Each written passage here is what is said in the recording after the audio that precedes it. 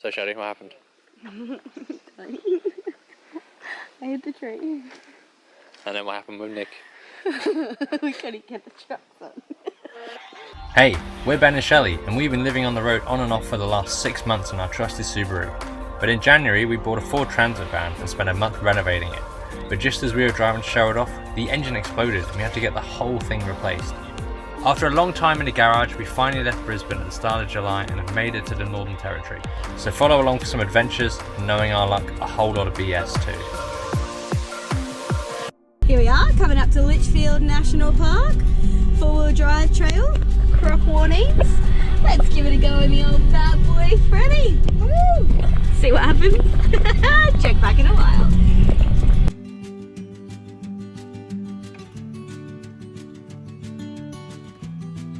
So the 4-wheel drive came to a wet end.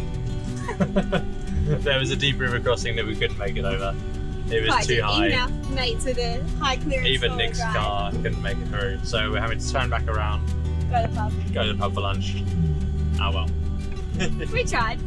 Freddie did good still, so it's all good. Today was Ben's birthday. We should have known better than to attempt another 4-wheel drive track, as last year we tried to do one about a 2-hour drive from home, only to get there and realise it was closed. A similar fate this year, but as all good birthdays go, it still ended in the pub. You gotta tell that story again now. I forgot. If you've seen our previous videos, you know our van has had its fair share of mechanical issues. After the conversion, the fuel pump actually sits outside the engine and makes a very loud humming noise 100% of the time. It's white noise to us now, but that in combination with the rattles of a corrugated road, we could not hear Nick and Tamara beeping and flashing their lights at us. We'd left the back doors ajar. We don't have central locking, so lesson learned. We now always lock our back doors before driving. Nick was out there ready to catch things falling out the back, but birthday luck was on our side and nothing opened too wide to fall out.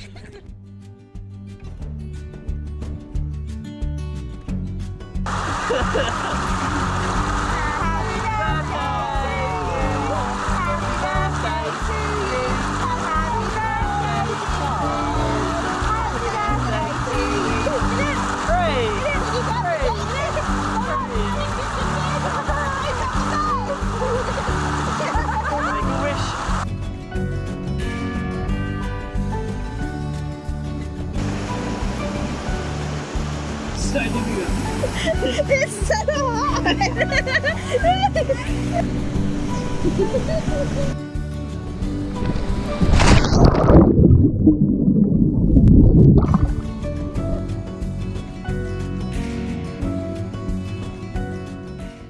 We weren't too keen on this next spot, but it really surprised us.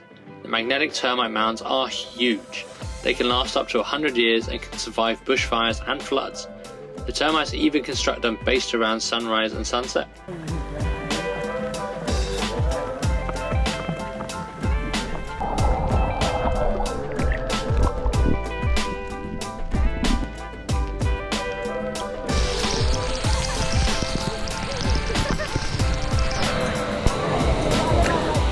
Attempt number 2, another 4-wheel drive track.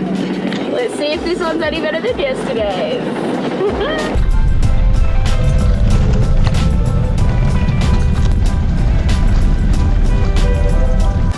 Make it. This is Velocity. We pulled over and jacked in our friend's driveway. I think we could make it. But it was simpler and much less rattly. We just jump in the back of their ute next time.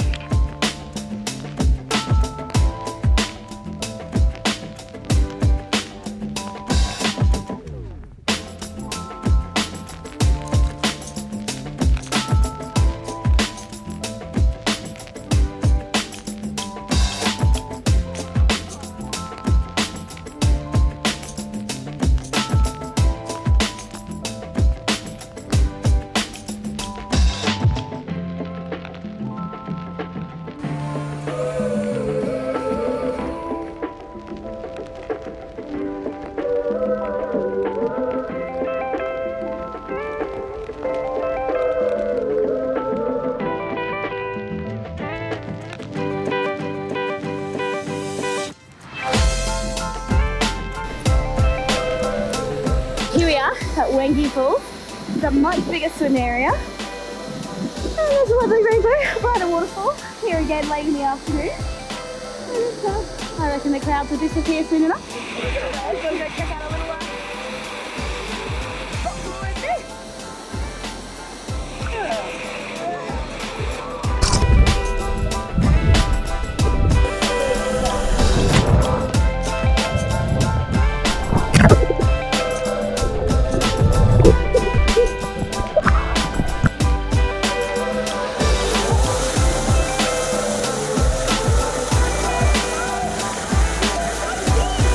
the team, rock climbing up.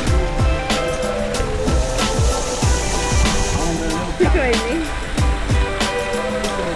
I don't know if you're in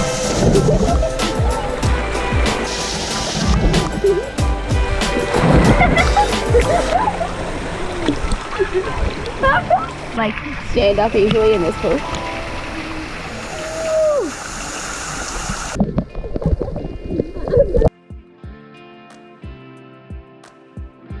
We got up early on our last morning to catch sunrise and a coffee by Wengi Falls before an unexpectedly steep climb into our last and probably favourite spot, Tabajara Falls.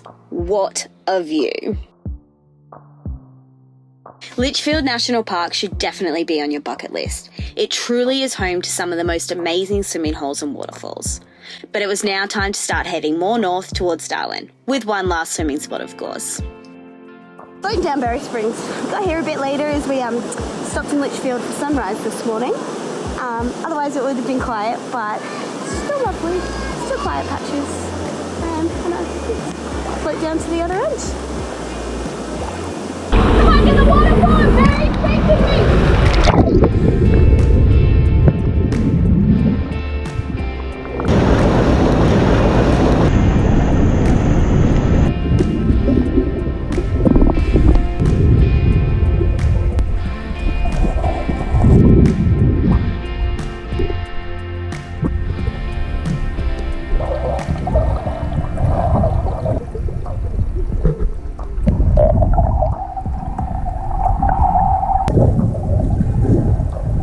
Tune in next week as our few days in Darwin turn into a few weeks after we break down and need yet another tow. All in the name of BS adventuring.